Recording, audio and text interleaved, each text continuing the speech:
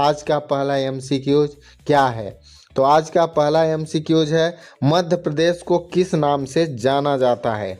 यहाँ पर 4 ऑप्शन दिए गए हैं। तो आपने क्लास अगर ली होगी तो आप सबको पता ही होगा इसका राइट आंसर क्या होगा। तो इसका राइट आंसर हो जाएगा ऑप्शन नंबर डी, यानी कि टाइगर स्टेट ऑफ इंडिया। यानी कि मध्य प्रदेश को भारत का टाइगर स्टेट कहा जाता है। तो आप इसे ध्यान रखिएगा और आप कमेंट बॉक्स में बताइएगा कि मध्य प्रदेश को अन्य किन नामों से जाना जाता है। तो आपको बता दूं कि मध्य प्रदेश को नदियों का मायका और हृदय प्रदेश भी कहा जाता है, और बहुत सारे नाम हैं। तो आपको कमेंट बॉक्स में बताना है। तो चलिए चलते हैं अगले क्वेश्चंस पर। अगला क्वेश्चन है, मध्य प्रदेश में कुल कितने टाइगर रिजर्व हैं। 2025 तक में कुल कितने हैं आपको बताना है। यहाँ पर 4 ऑप्शन दिए गए हैं, तो आपको इसका राइट आंसर बताना है। तो इसका राइट आंसर हो जाएगा ऑप्शन नंबर डी, यानी कि 9। मध्य प्रदेश में वर्तमान में टोटल 9 टाइगर रिजर्व हैं। आप सबको बता दें कि लेटेस्ट जो टाइगर रिजर्व है वो माधव टाइगर रिजर्व है। इसको अच्छे से पढ़ने के लिए आप हमारी पिछली वीडियो को देख लें ताकि आपको अच्छे से समझ में आ सके। तो चलते हैं अगले क्वेश्चन पर। कान्हा टाइगर रिजर्व किस जिले में स्थित है। यहाँ पर 4 ऑप्शन दिए गए हैं, तो इसमें आपको बताना है कि कान्हा टाइगर रिजर्व जो है वो किस जिले में स्थित है। तो इसका राइट आंसर आपको बता दें, इसका राइट आंसर हो जाएगा ऑप्शन नंबर ए, यानी कि बालाघाट और मंडला, यहाँ पर यह टाइगर रिजर्व स्थित है। अगला क्वेश्चन है, बांधवगढ़ टाइगर रिजर्व किस जिले में स्थित है। ऑप्शन यहाँ 4 दिए गए हैं, आपको राइट आंसर बताना है। तो इसका राइट आंसर हो जाएगा ऑप्शन नंबर बी, यानी कि उमरिया। उमरिया में बांधवगढ़ टाइगर रिजर्व स्थित है। आप सबको बता दें कि रीवा में जो है मुकुंदपुर टाइगर सफारी, ये वाइट टाइगर की पहली सफारी है। तो इसे भी आप ध्यान रखिएगा। चलते हैं अगले क्वेश्चन पर। पेंच टाइगर रिजर्व किन जिलों में फैला हुआ है। तो आपको बताना है कि यह किन 2 जिलों में फैला हुआ है। तो इसका राइट आंसर हो जाएगा ऑप्शन नंबर ए, यानी कि सिवनी और छिंदवाड़ा, इन 2 जिलों में पेंच टाइगर रिजर्व फैला हुआ है। चलते हैं अगले क्वेश्चन पर। अगला क्वेश्चन है, सतपुड़ा टाइगर रिजर्व किस जिले में स्थित है। तो आपको यहाँ पर सतपुड़ा टाइगर रिजर्व का जिला बताना है। तो इसका राइट आंसर हो जाएगा ऑप्शन नंबर ए, यानी कि होशंगाबाद, जिसका नया नाम नर्मदापुरम हो चुका है। तो आप इसे भी ध्यान रखिएगा। और उमरिया में कौन सा है टाइगर रिजर्व, तो बांधवगढ़ टाइगर रिजर्व है। तो चलते हैं अगले क्वेश्चन पर।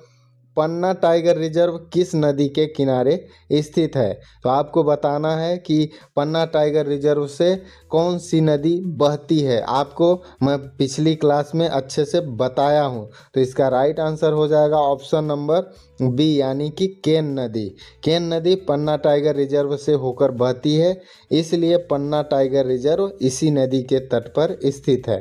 तो चलते हैं अगले क्वेश्चन पर। संजय टाइगर रिजर्व किस जिले में स्थित है।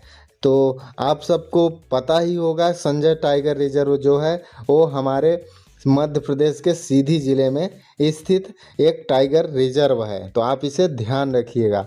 चलते हैं अगले क्वेश्चन पर। नौरादेही वन्य जीव अभ्यारण्य को कब टाइगर रिजर्व घोषित किया गया था। यहाँ पर 4 ऑप्शन दिए गए हैं, आपको इसका राइट आंसर बताना है। इसका राइट आंसर हो जाएगा ऑप्शन नंबर बी, यानी कि 2018 में इसे वन्य जीव अभ्यारण्य से टाइगर रिजर्व घोषित किया गया था। अगला क्वेश्चन है, माधव टाइगर रिजर्व किस वर्ष घोषित हुआ। यहाँ पर 4 ऑप्शन दिए गए हैं, तो इसका राइट आंसर आप सबको बताना है। इसका राइट आंसर हो जाएगा ऑप्शन नंबर डी, यानी कि 2023 में माधव टाइगर रिजर्व घोषित हो गया था। चलते हैं अगले क्वेश्चन पर। कौन सा टाइगर रिजर्व जो है वो मोंगली लैंड के नाम से प्रसिद्ध है। तो आपने कहीं न कहीं इसे ज़रूर, अगर एमपीजी के पढ़े हैं तो ज़रूर इसका नाम सुना होगा।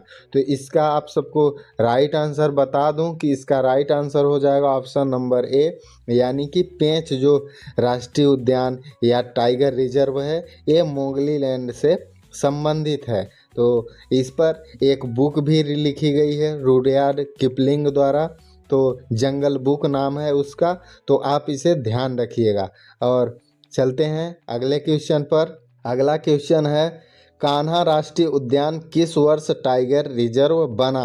आप सबको बता दें कि टाइगर रिजर्व के बारे में सबसे ज़्यादा यही पूछता है कि कौन से ज़िले में स्थित है और कब स्थापना हुई, तो आप इन्हीं दो चीज़ों को अच्छे से ध्यान में रखिएगा। तो इसका राइट आंसर हो जाएगा ऑप्शन नंबर ए, यानी कि 1973 में कान्हा राष्ट्रीय उद्यान टाइगर रिजर्व बन गया था।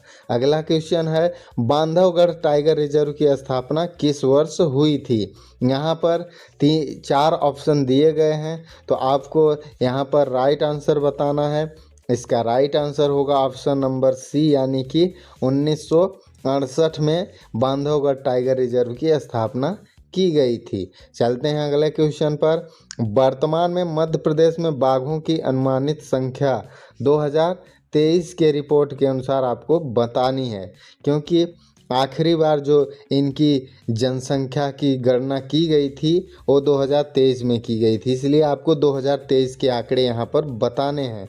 तो इसका राइट आंसर हो जाएगा ऑप्शन नंबर सी, यानी कि 785। और आप सबको बता दूं कि पूरे भारत में मध्य प्रदेश में सबसे ज़्यादा बाघ पाए जाते हैं। इसके बाद दूसरे स्थान पर कर्नाटक आता है, तो आप ध्यान रखिएगा, मध्य प्रदेश को इसीलिए टाइगर स्टेट कहा जाता है। तो चलते हैं अगले क्वेश्चन पर। सतपुड़ा टाइगर रिजर्व में कौन सा प्रमुख राष्ट्रीय उद्यान शामिल है? यहाँ पर 4 ऑप्शन दिया गया है, आपको राइट आंसर बताना है। तो आप सबको बता दें, इसका राइट आंसर हो जाएगा ऑप्शन नंबर ए, यानी कि पचमढ़ी राष्ट्रीय उद्यान जो है वो सतपुड़ा टाइगर रिजर्व क्षेत्र के अंतर्गत आता है। तो चलते हैं अगले क्वेश्चन पर। कौन सा टाइगर रिजर्व मध्य प्रदेश और महाराष्ट्र दोनों में फैला हुआ है? तो इसका राइट आंसर हो जाएगा ऑप्शन नंबर ए, यानी कि पेंच। पेंच जो टाइगर रिजर्व है ये मध्य प्रदेश में भी और महाराष्ट्र दोनों में यह फैला हुआ है। और आप सबको बता दें कि बांधवगढ़ जो है वो उमरिया में स्थित है, और पन्ना जो है राष्ट्रीय उद्यान ये पन्ना में ही स्थित है, केन नदी के किनारे। तो चलते हैं अगले क्वेश्चन पर। प्रोजेक्ट टाइगर की शुरुआत भारत में कब हुई थी? तो इसका राइट आंसर हो जाएगा ऑप्शन नंबर सी, यानी कि 1973 में प्रोजेक्ट टाइगर की शुरुआत भारत में की गई थी। तो चलते हैं अगले क्वेश्चन पर। बांधवगढ़ का नाम किससे जुड़ा हुआ है? तो यहाँ पर 4 ऑप्शन दिया गया है, भगवान विष्णु, भगवान शिव, भगवान राम के भाई लक्ष्मण से, भगवान हनुमान से। तो इसका राइट आंसर आप सबको बताना है। तो इसका राइट आंसर हो जाएगा ऑप्शन नंबर सी, यानी कि भगवान राम के जो छोटे भाई लक्ष्मण थे उनसे संबंधित है बांधवगढ़ का नाम। अगला क्वेश्चन है, नौरादेही टाइगर रिजर्व किस नदी के बेसिन में स्थित है? तो यहाँ पर 4 ऑप्शन है, आपको राइट आंसर बताना है। तो इसका राइट आंसर हो जाएगा ऑप्शन नंबर ए, यानी कि नर्मदा नदी का जो बेसिन है इसके बीच में यह नौरादेही टाइगर रिजर्व स्थित है। तो चलते हैं अगले क्वेश्चन पर। पेंच टाइगर रिजर्व की प्रेरणा किस प्रसिद्ध कहानी से जुड़ी हुई है? तो आप सब ने अगर वीडियो देखा होगा तो इसका राइट आंसर आप ज़रूर बता लेंगे, क्योंकि यह बहुत ही फेमस बुक रही है जो कि पेंच टाइगर रिजर्व से संबंधित है। तो इसका राइट आंसर हो जाएगा ऑप्शन नंबर ए, यानी कि जंगल बुक, जिसके लेखक रुडयार्ड किपलिंग हैं। तो ये पेंच टाइगर रिजर्व से संबंधित है। और आप सबको बता दें कि पंचतंत्र जो है इसके जो लेखक हैं वो विष्णु शर्मा हैं, और रामायण के लेखक या रचयिता कौन है? तो आप सबको पता ही होगा कि जो महर्षि वाल्मीकि थे और रामायण के रचयिता थे। और महाभारत तो आप सबको पता ही होगा कि अर्जुन और भगवान कृष्ण, कौरव और पांडवों की सेना द्वारा यह विश्व का सबसे बड़ा युद्ध लड़ा गया था।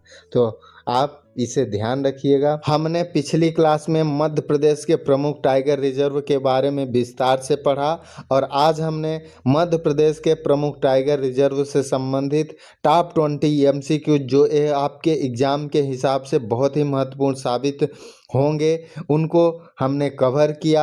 और आपके इसमें से कितने आंसर सही हुए आप कमेंट बॉक्स में ज़रूर बताइएगा। और अगर आपको वीडियो पसंद आया हो तो आप ज़्यादा से ज़्यादा लोगों में इसे शेयर करिए, लाइक करिए और हमारे चैनल को सब्सक्राइब जरूर कर लें। तो ऐसे स्टैटिक जीके की क्लास लेकर मिलते हैं अगले दिन, तब तक के लिए धन्यवाद। जय हिंद।